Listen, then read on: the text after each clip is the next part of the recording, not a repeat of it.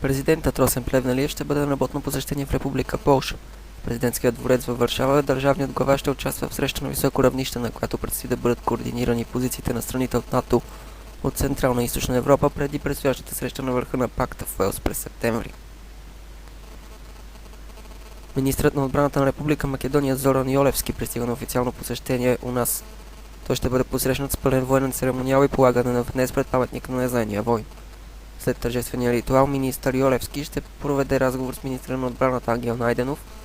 Срещата ще бъде последвана от изявления на двамата министри пред представителите на медиите. Министрът на външните работи Кристиан Вигенин ще вземе участие в заседанието на съвета външни работи. Основна точка в дневния ред на срещата ще бъде актуалната ситуация в Украйна.